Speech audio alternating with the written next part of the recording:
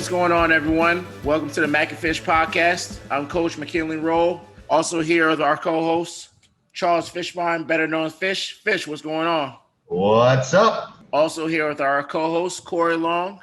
Corey, what's up? Not much. Y'all getting a hurricane before I do, so I'm all right.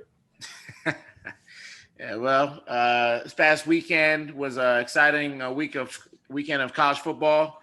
It was exciting for way more than college football, just so you know. College football was the last thing that made me happy this week. I can go this week and not even think about college. Keep going. No doubt. But we're gonna hop into talking about Florida, Georgia, big SEC battle. Corey, what were your thoughts on that game? When the game started, one of my good friends, I'll plug him, my friend Maceo Hurd Jr. is who does some great work out in Atlanta. We were talking, and he was saying quarterbacks. And I said, for Georgia, they want to have a chance to win. It was about they had to dominate both sides of the line of scrimmage because their quarterback play is atrocious. And their quarterback play was still atrocious. But Florida, I'm going to give Florida credit. As you know, we can talk about their passing game and how explosive they were. Their offensive line won that football game. They kept Kyle Trask clean enough to where he was able to get the ball out. And once he was able to get the ball out, it wasn't a contest because Florida is way too explosive on offense for them. And Georgia couldn't answer. They couldn't afford to get into a shootout with them. Even when Florida spotted them 14 points, they had to continue to – their whole plan had to be to chop up drives, get first downs, kill the clock, play possession. And once Florida got them in that track meet, it was over. And I can't – I don't think Florida's a perfect team. I think defensively they still have a lot of holes, but they're getting to a part in their schedule where they don't have teams that can really exploit them. So they should be fine there. They're past the more explosive teams on their schedule now. And I think this is the end of the road for Georgia. This is it. They're going to have to do some soul searching in that program because they got way too many good players to be eliminated in a COVID season 6 games because they can't recruit a quarterback. Yeah, no doubt. How about you, Fish? I thought the game changed. Rosemary caught a touchdown, and he broke his leg. It was a bad break, and it just didn't seem like Georgia responded after that. I give Florida a ton of credit. They kept putting pressure on Georgia. Trask played very well. The one thing that was very interesting is Florida changed up their offense this week. They instead of using their wide receivers, they used their top two receivers were their running backs in Davis and also Naquan Wright, who I really like coming out of high school out of Carroll City. So these guys, they did a very good job of getting the ball out of Trask's hands very quickly, not allowing that Georgia front to put pressure on Trask. And they dictated to Georgia what they wanted to do on offense. And Georgia just wasn't able to respond. Like I said, once Georgia took an early lead and Florida got back in the game. And once they got rolling, it just never seemed like Georgia was able to get a stop once Florida got rolling. But we talked about this earlier. Florida's a very talented team this year. They've got a lot of weapons. Their quarterback plays very good. They got running backs. Pitts got laid out on a play. I haven't seen a hit like that in probably 15 years. That guy wasn't thinking about targeting at all. He was looking for a kill shot. And Pitts, I don't know if he came back in the game or if he was even the same player. But Florida is a team that could play for a title this year. They have all the components. They're going to have a shot at playing in the SEC championship, and they're not a team I would want to play in the playoffs if I was other teams, just because I feel like they have all the parts. Yeah, they've struggled on defense. We talked about it, but it's not because they don't have talent on that side of the ball. They have guys on that side of the ball that can make plays.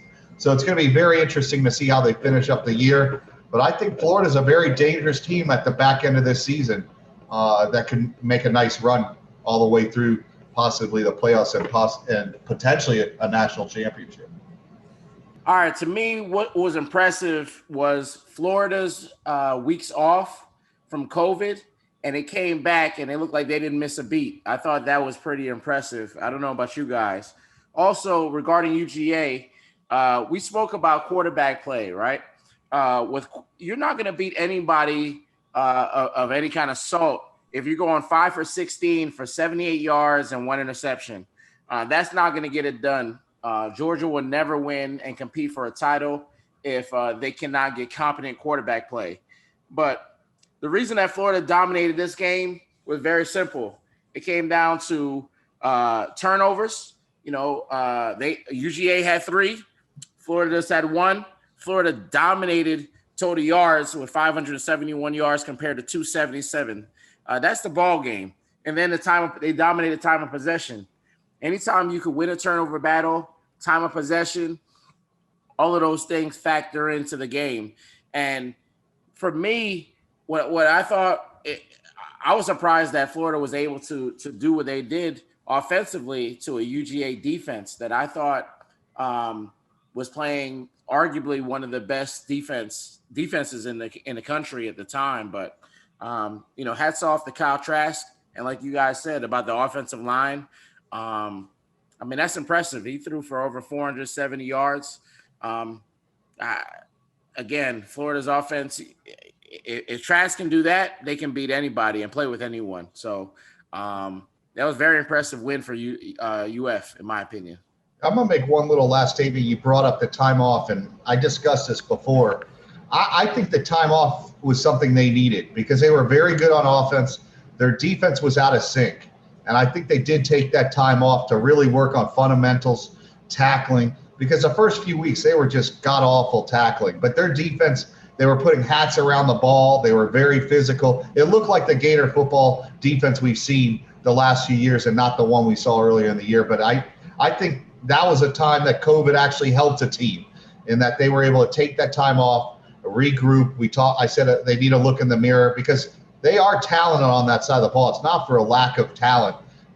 They were just making bad plays. And it seems like if they're able to clean up that side of the football, they're going to be a very dangerous team to beat. No doubt. But I also think I just want to hop in here, Corey, respond to Fish real quick. I agree with you, Fish. You bring up an excellent point is regarding the defense, but that could work against you as well offensively, right? When you're talking about timing and getting in sync, and then you don't know what players are out, that they could possibly that may throw something off, but they didn't look like they missed a beat at all. Like it just looked like they used that time and came back better. Which is a credit to Dan Mullen and the coaching staff. I think Corey could say something about this he knows. I think Mullen's offense is kind of one of those things that it's not an offense that's so timing because they utilize the run so much and their offense is more short, quick passes. They don't have a lot of reads that they got to make in that offense. So I think that side of the ball is less likely to get out of sync. Than it usually does with these offenses that run so many complicated plays and this and that. So I think they were able to fix the problems on offense. But like I said, once again, defensively, they're going to be very good on that side of the ball. I like what I see, but it's Corey, what do you think? I think everything opens up for them. I mean, you look the schedule, like I said, there's nobody else in their schedule that can beat them in terms of the regular season. I mean, they got Arkansas next week, and I would vie to say that's the toughest game left in their schedule. I mean, Kentucky at home. Kentucky, they got Kentucky, LSU. I don't think LSU is going to beat them this year. Vanderbilt isn't going to beat anybody. And Tennessee just lost to Arkansas. So I don't really see any areas where they're going to be stopped. So they've got 5 weeks to prepare for Alabama. They can get their defense right. They can keep their offense in sync. I think they're going to be just really tough down the stretch. Do you think they worked on the wheel route any this week in practice? Because I mean, they must have hit that. That was probably 300 of Kyle Trask yards. We're in those wheel routes to Malik Davis and Nyquan all game. I mean, they were just killing. I guess they saw something in Georgia's linebackers that they just couldn't cover those backs. Well, what's the one complaint we always have, and you see it whether it's at the high school level, it's like once you see something that works, keep doing it till they can try to fix it. If they can't fix it, then keep running that play. And that's one thing I think Mullen understands as an offensive play caller is he knows when he has a weakness on that team on that other side, he's going to exploit it. And I think that's what makes him such a good coach. He doesn't complicate things. That's coaching, though. That's coaching. What Corey's talking to, that's coaching. That's something that they were able to see as a weakness for UGA, and Dan Mullen was able to exploit.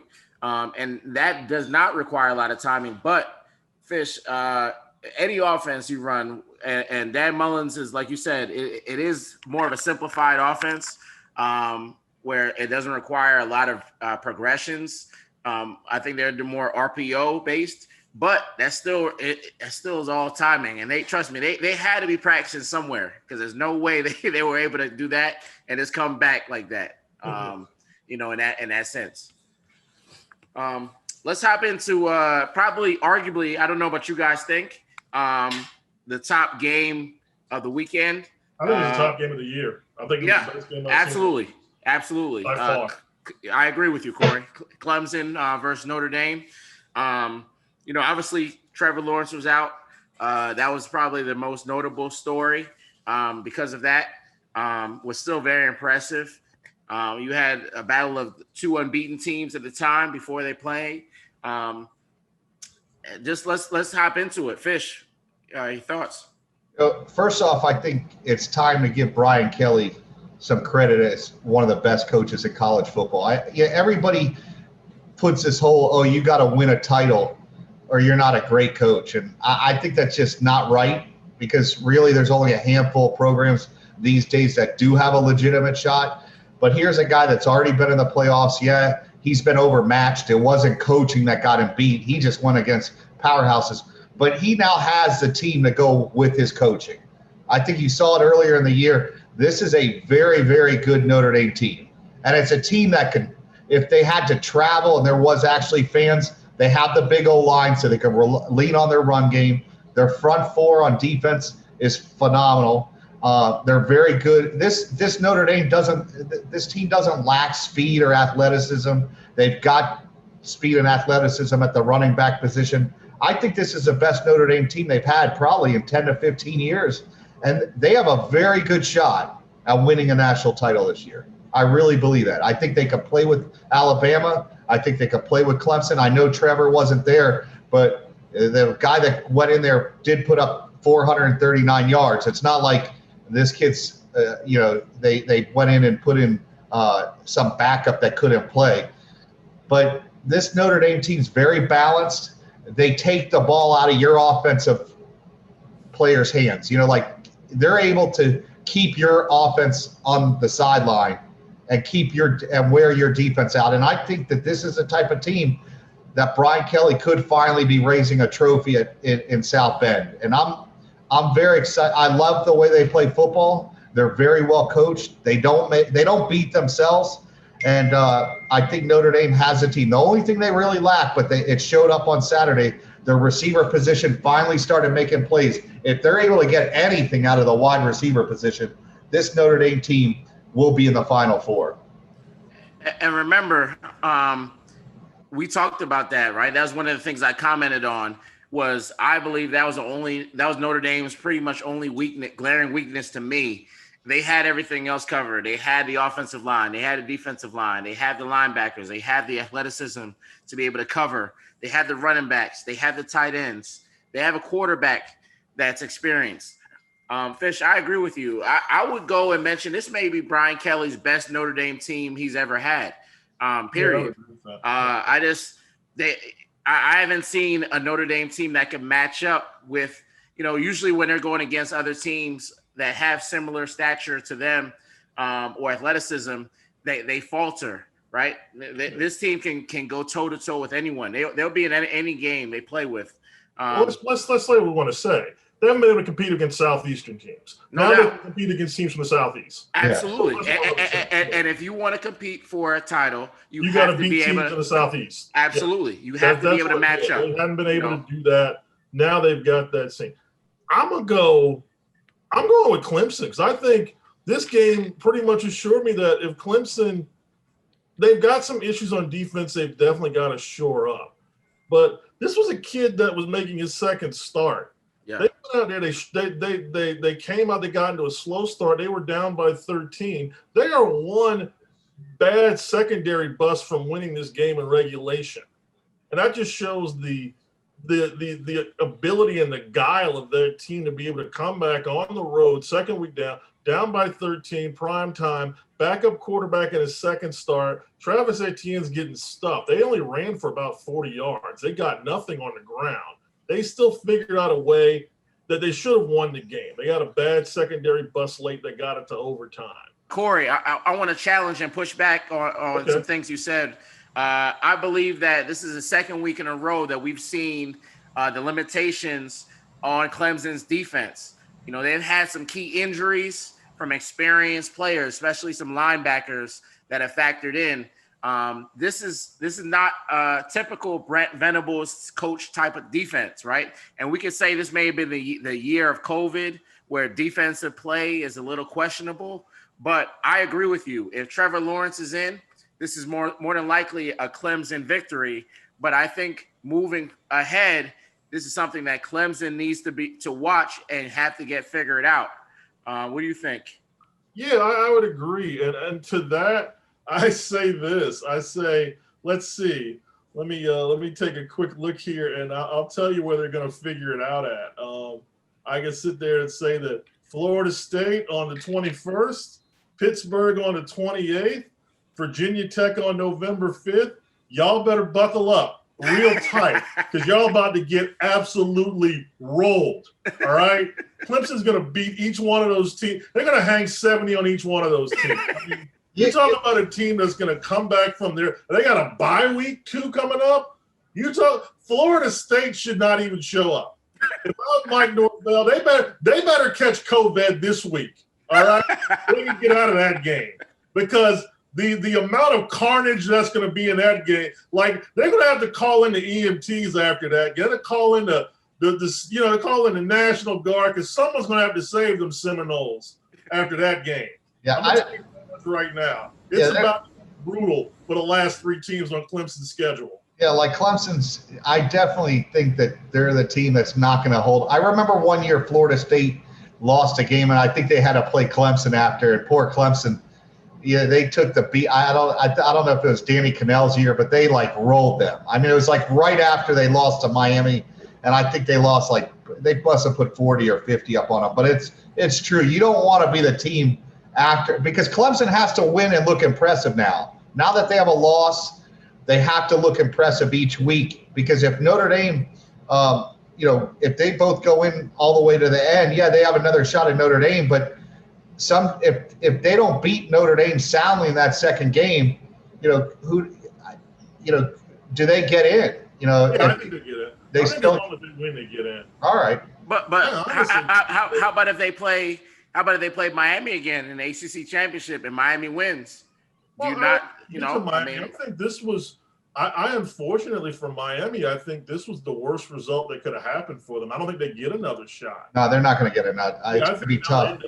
I think Miami can easily end up 10-1, and they're going to be on the outside looking in because their loss is going to be a blowout loss to Clemson, and they're not going to be able to really avenge that loss. This was the worst possible scenario for Miami, in my opinion. Yeah, because even if Notre Dame loses one, the rest of the way, it puts Clemson and Notre Dame still back in the game. I think most likely would happen.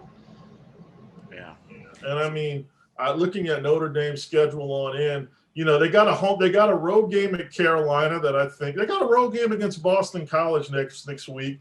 They've got a couple of potential landmines in there. They're going to have to navigate through. I think the Boston College game is always a landmine. You remember the year that FSU needed Boston College to beat. Came out and lit them up. So if there's one team that comes to play against Notre Dame because of the history and the tradition, it's Boston College. And Notre Dame's coming off an emotional win, so they'll be a little bit let down this week. So that's going to be a tough game. I would not have let them students rush the field with my players out there. Yeah. It'd have been like Kent State because they would not have been able to rush the field with my players so loud. Like, we can't get getting sick. What are y'all crazy? Yeah, there was no social distancing on that field last night. No. COVID like that. But let's hop into another another ACC battle. Pittsburgh versus FSU. Yeah, we got to go into it. Got to go into it. Where Pittsburgh dominated the Seminoles 41-17. It was just a game that, when you look at it, right?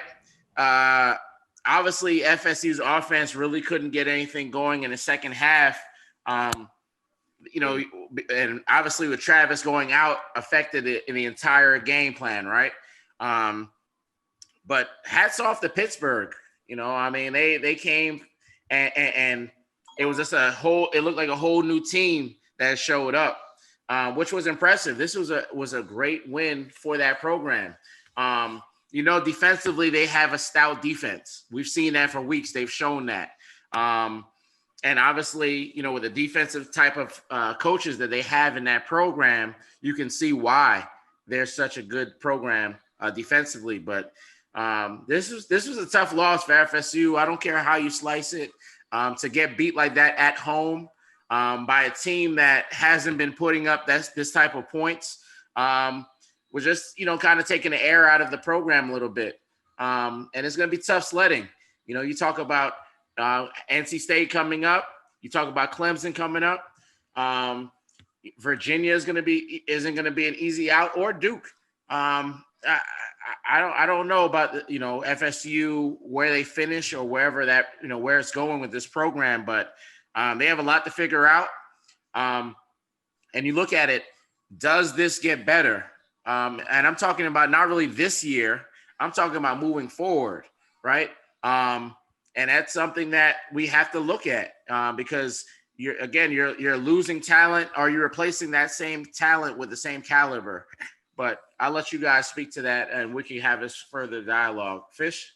I put myself on mute for a second because I really thought it might be better if I don't speak. But all kidding aside, listen, there's really not much to say at this point. I think, Florida State is what it is this year. They're not a very good football team. We could come up with every excuse in the book. Right now, I think the only option they have is to basically open up the playbook.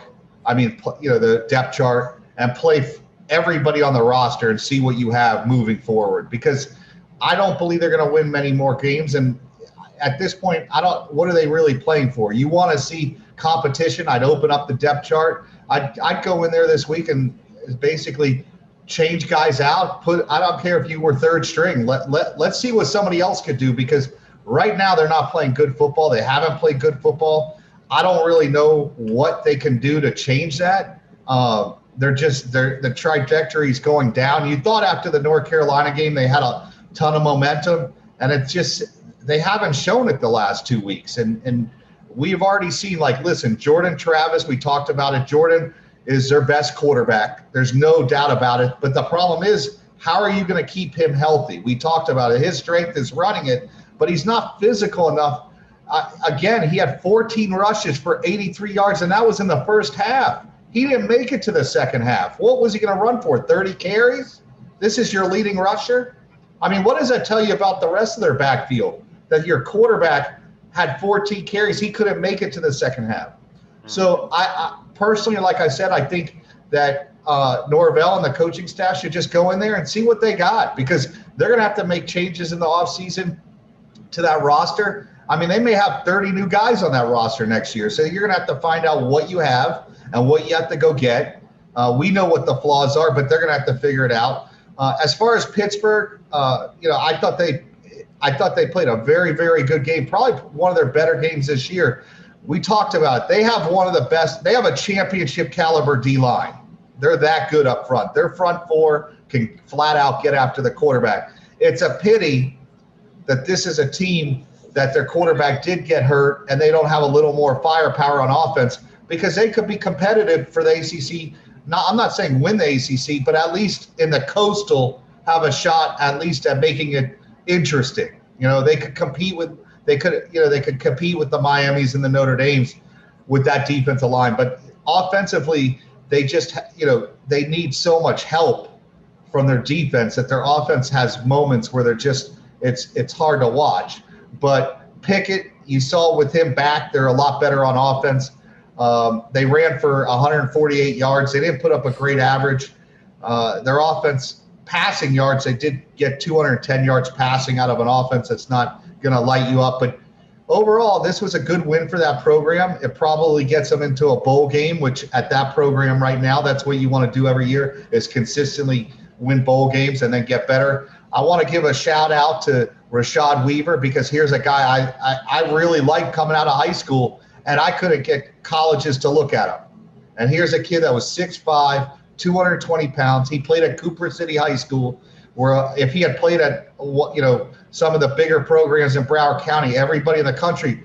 Here's another Greg Romeus. Greg Romeus played at Coral Glades High School. This kid played at Cooper City. He's going to end up in the NFL. Who on Florida State's D-line is playing at that level? This kid's playing at a higher level than guys that are supposed to be All-Americans. Florida State could use this kid. Hopefully, for their sake, maybe this kid sits out, decides not to go to the NFL. Maybe they could get him through the transfer portal because they need him. But, Charlie would be a little upset that I said that, but I'm joking around, Charlie Partridge. So if you're listening to this, and anyway, you need to come down if coach down here at Florida State anyway. So they may have an opening. But, it's all good. I don't know. I mean, the game was miserable. It wasn't even a good game. It was horrible to watch. Pittsburgh played their boring Pittsburgh game, and Florida State was just atrocious. Here was the thing. It wasn't from lack of effort. I thought actually Florida State, I thought they went out there. I thought they played hard. I thought, the talent gets, it's just all we hear is bad talent, bad talent. These guys aren't being put in a spot to succeed right now. Mm-hmm. It's not that Jordan Travis is their best quarterback. He's literally the only quarterback they have that can make a play against a Power 5 football team. James Blackman can't do it. I don't think Tate Rodemaker can even play an FBS football. I don't know if he'll ever play a meaningful snap there after he got overwhelmed by, Jacksonville State. And I see, the Chuba Purdy kid. I thought, he had 21 pass attempts. He had 38 yards passing. Like, if you at least throw the ball down the field. Tell me you trust the kid enough to throw a forward pass. How are you going to go 12 for 21 for 38 yards? That's what I see out of high schools that just run screens all day. All right? 12 of 21 is not horrible, but the 38 yards? For 38, that's an average. That is an average of 1.8 yards per passing attempt. Drew Brees can throw the ball further than that right now. Hey. Joe Namath can probably throw the ball further than that right now, and he's 75 years old. Dude, I think there's some dead quarterbacks that could throw more than that. Exactly. Johnny Unitas could probably, and laying down his grave, throw the ball further than that right now. Bring back the boots. Bring back the boots. Be throwing the ball, be over 21 and throwing the ball down the field, and just see, like you're talking about, we got to see what they've got. They're playing a ton of guys every week. You just went like Stephen A. Smith on these points. We're seeing what they've got right now. Oh man. No, but I don't agree with that. A lot what Fish is talking about regarding like playing everyone. That's what a lot of fans want to say. What do you do at this point? They are 2-5. My question is, how do they help their two young quarterbacks by playing them? How do they help Tate Rodemaker by letting him see that he could not even compete against an FCS team? They don't. They don't.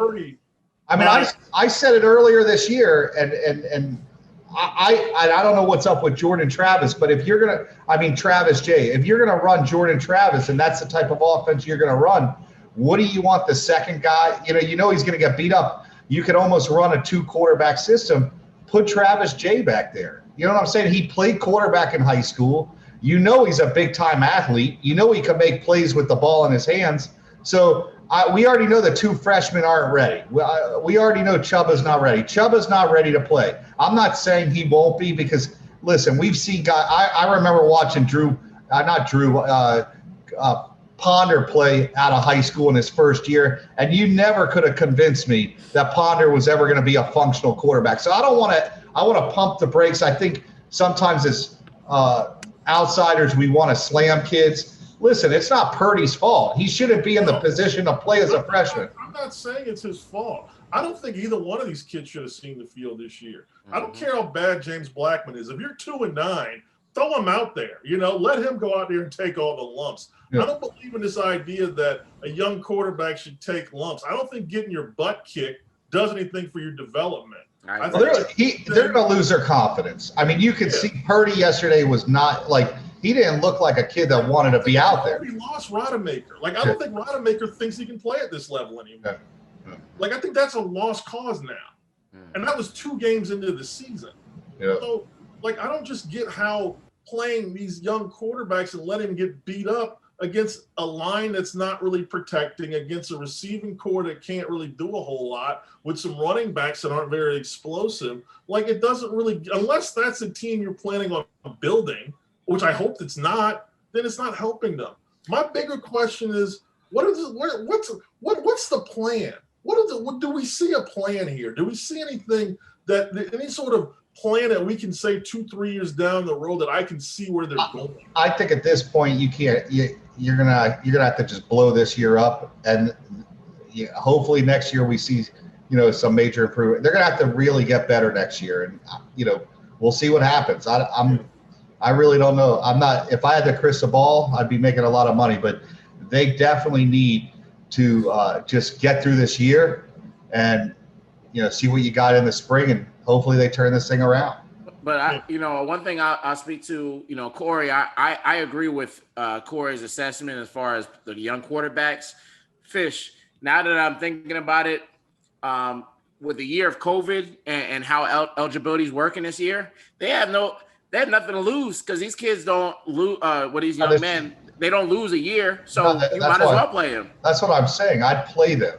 I'm not worried about them losing a year. I'm worried about them losing their ability to think they can play at this level. They don't just because it doesn't count against a year doesn't mean he doesn't remember it. I think Rodemaker remembers that he couldn't play. No, not the quarter. I'm not talking about the quarterbacks. I'm talking about the other position. The other players, yeah. The other players, yeah. I don't care if a freshman linebacker makes mistakes, but a quarterback's, to me, that's a different position. Well, quarterback, it's those guys in positions to succeed. I mean, the one thing with quarterbacks is confidence. And listen, there's a reason why when Jimbo was there at Florida State, if you notice, he always redshirted his quarterbacks. Francois got redshirted, Jameis got redshirted, because he wanted those guys to sit back and learn, because there was so much for them to learn. And hey, you're going to get your chance to play, but that freshman year, you really need that year to sit back and understand what's going on. Because college football, I spoke to somebody today about it. They said, listen, I watched football in Arizona, and I've seen kids out there. And this kid's now going from Arizona, where the kids aren't real fast, and he looks great, to all of a sudden he's playing in the fastest conference, or one of the fastest conferences in the country, and he's thrown out there against kids. He hasn't seen things move that quickly. It's going at warp level. He can't even think, hey, where do I go with the ball? He just doesn't want to make a mistake. And when you have a kid that just goes out there and he doesn't want to make a mistake, you've lost him. You don't want that. And that's where they're at. So, and that's why I just don't think they should have ever even thought about putting him on the field. And I'm like you. I look at, there's so much in the mental game they've yet to understand. And without even having a spring, I mean, they had a aborted spring. The Purdy kid didn't even have that. He didn't get into the program until July. There's too much to understand. I'll even use a better one. Sean McGuire, who did his first real time at FSU was against Clemson in a starting spot, replacing a disqualified Heisman Trophy winner. But you know what? He managed to win the game. He managed to make plays because he had time. He understood. He spent so much time observing and knowledge and spending time with a scout team. He could at least get a feel for what he was going against. But he was an experienced kid. He was an experienced kid, though. You know what I mean? Just like Fish was talking about. Yeah, he wasn't experienced on the field, but he was experienced mentally enough to understand what he was facing. Yes. These kids don't have a clue what they're facing. Things are going. It's going way too fast. Yeah. You can see it. You see it in their play. They're very hesitant because they don't know whether they should pull the trigger on a play or not. Yeah. And you don't want kids going out there at that position doing that. But I'm ready to move on, guys. I think there's another. There's another game in the Sunshine State. Yeah. All right. Well, We talking about what? Miami? Miami, NC yeah. State? Real quick on my. I'll say just hey, you know what? That's a win that Miami has not been able to get the last few years. Road game, they were trailing all game. Carolina was playing with a lot of emotion. Bailey Hockman, who hadn't really been good up to this point, was playing out of his mind. But when you got a player, when you got an experienced quarterback in there, a leader, you're never out of a game. And D'Eriq King just showed, he's made guys better. 3 or 4 weeks ago, we were talking about their wide receivers not making plays. Now we're talking about Mike Harley, stepping up and having 2 back-to-back massive games. Like they're just, they're like I said, the result, the Notre Dame Clemson result might have really taken them out of even a dark horse chance at the playoffs. But I'm still looking at a New Year's Six bowl for this team. I mean, Miami is trending up heavily. Yeah. I'm going to jump in real quick, McKinley. I hate to cut you off, but the one thing, and we've talked about this, what do great players do? I don't care what sport it is. They make other guys pick up their game.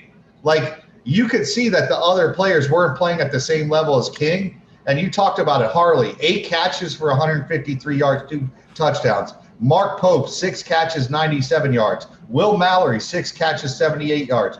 D. Wiggins, 7 catches, 77. Harley had 2 touchdowns. The rest of those guys each had 1. They don't want to let King down. They do not want to let him down. And they're picking – that's what great players do. They get guys that play above their skill level, and each one of these guys has done that. One thing that, is a little bit of a concern for Miami, the run game has disappeared, but if they could keep getting production from their receivers and their passing game, I think the run game will start to open up again in the next couple weeks. Watching this game, it shows you, here's an NC State team that has been so inconsistent this year, but it shows you that you get a little positive momentum early in the game and plays went NC State's way. It gave them a chance to be in this game. They didn't get taken out of it, and they were in the game all the way to the end and had a shot to actually win the game. But you got to give those guys credit. I give Dave Doran credit. He had his team very well prepared. I think Miami's a lot better team. But like you said, Corey, Miami's finding ways to win. These are every week. The fans, I know you want to win by 20 points every game. A W is a W. They're 6-1 right now. Nobody's sitting there going, oh, well, you know what? They're 3-3. They're 6-1. They're getting better every week. Defensively, I think there's holes, but we knew that before the season started. Like, this was not one of Manny Diaz's better defensive teams. They lost a lot. They lost Gregory Rousseau, who's one of the best pass rushers in the country. Yeah, the guys they're bringing in are good, but they're usually one of those guys was going to be a backup to Rousseau. Now that guy's thrusted into a starting job. It's not the same. This Miami team's getting better. And the one thing is that they could keep this type of offense going next year, you can look at their recruiting class. Where is that strength of that recruiting class? It's on the defensive side of the ball. They're bringing in dudes. So their defense is going to get a lot better next year and the year after. Their problem wasn't defense. Under Manny, he'll figure that out. Their problem was offense, and their offense can hang lots of yards. I mean, they put up, 600 yards in this game? That's a lot of yardage. And you know what? They're going to get better players that want to be in that system. That's the thing is they're going to be able to improve on what they have now. Manny Diaz's biggest job in the offseason. Can he convince D'Eriq King, like Jalen Phillips, some of those guys that transferred in to come back for one more year? Because you think about it, King in year 2, now Jalen Knight and Don Chaney, those 2 stud running backs get a full year. Mm-hmm. All of a sudden, we're looking at arguably a top 10 offense in the nation. No, they can get King to come back for one more. And then you're bringing in James Williams on the defensive side, Leonard Taylor. You said the defense is going to be fine. I mean, they're going to have a champion. Jalen Phillips around and put him with those 2 young kids. Maybe, I don't think Quincy Roche is going to stay. I think he's a high pick. Yeah. But if they keep Phillips around, put him with them 2 young kids, their defense is set. This is a 1 year they have to convince kids not to leave. Like, that's the one thing. Miami's had too many guys that weren't ready for the NFL. Manny's got to sit there and say, listen, we have a legitimate shot at a playoff next year. and you guys are going to be the difference. De'Aaron, you can wait one more year, buddy. I need you for one more year. No, but I think that hopping in here, for that to happen, he's got to convince those guys that their stock is going to will get to be higher if they do stay, right? Which you could make an argument that it probably will, but you also have to look at it from the player perspective. Do they stick around in a year of COVID, another questionable year of COVID? We don't know what the season's going to bring next year, right? I think that's a risky task to ask a player and his family, hey, you guys stay another year because we're going to be a pretty good team. I think that's a tough sell. I just think I think De'Aaron's not ready for the NFL at quarterback. Now, I think he needs one more year in a system like this and show scouts one more year, because I don't think he's a first or second rounder. Now, I agree. If you're talking fourth, I think right now he's a day 3 pick, round 4 or 5. You know. Now does another year serve him better? Does that move up his stock? I do, because at Houston, at University of Houston, he really never got a chance to work on his passing skills. They utilize him a lot for his run. This year, Miami's let him sit back there, and there's things you could see he could still get better at. Yeah. I think he could get rid of the ball sometimes a little quicker. You know, hey, it's there, let's hit it, and just a little more success. For me, and this is a very good. This can end up a very good year for quarterbacks. Realize you have Trevor Lawrence, you have Justin Fields, you have the kid from North Dakota State. I think the Wilson kid at BYU now all of a sudden is a first or second rounder. I think Mac Jones at the quarterback at Alabama, automatically this kid went from nowhere to possibly being maybe not a first rounder, but you're looking at third, fourth round. Kyle Trask has put his name. And the one thing you learn about quarterbacks, if you don't go in round 1 or 2, you notice those guys usually don't go round 3. They end up in round 5, 6, 7. So if you're not in one of those first two rounds, you slide. You just get every year at that position. Well, that's the argument that you could make the King, right? Because I think that we've said, and I've said it on some of our earlier weeks as far as a roundup, this was King's best game as a quarterback for the Miami Hurricanes.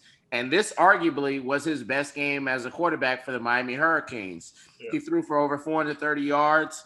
He ran for over 105 yards. I mean, he had a hell of a game. That may have been one of the best games in Miami quarterback history. Yeah. Arguably. I mean, 5 touchdowns thrown. That's not normal.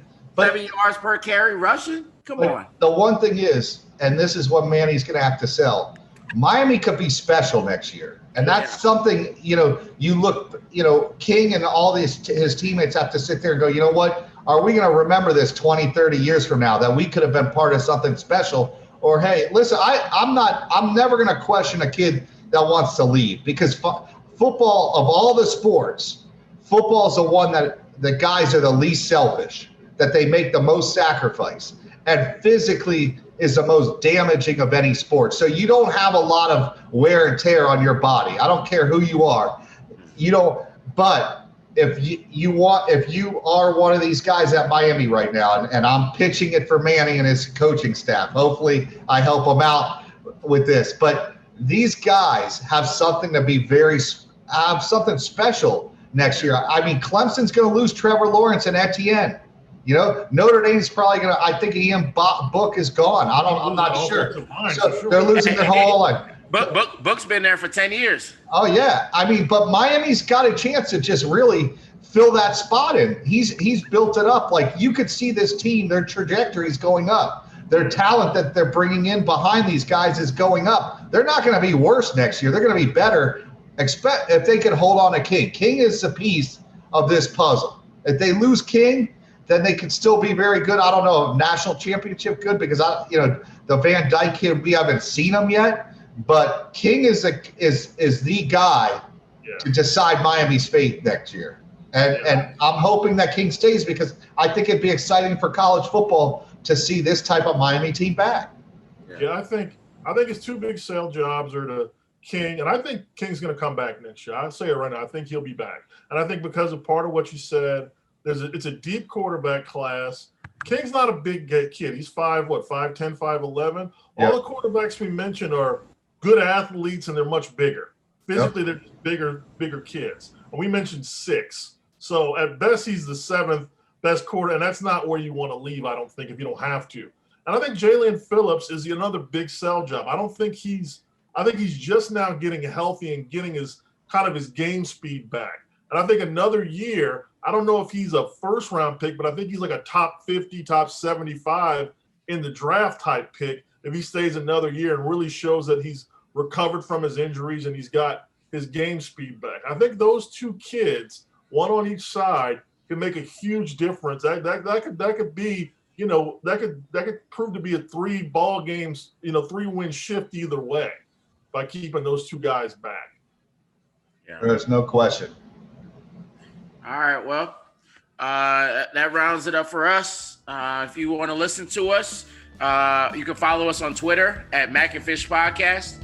We're also on Spotify. We're on YouTube, SoundCloud, as well as Apple Podcasts. If you could rate us 5 stars or better, leave a great review. Greatly appreciate it. Thank you guys for listening.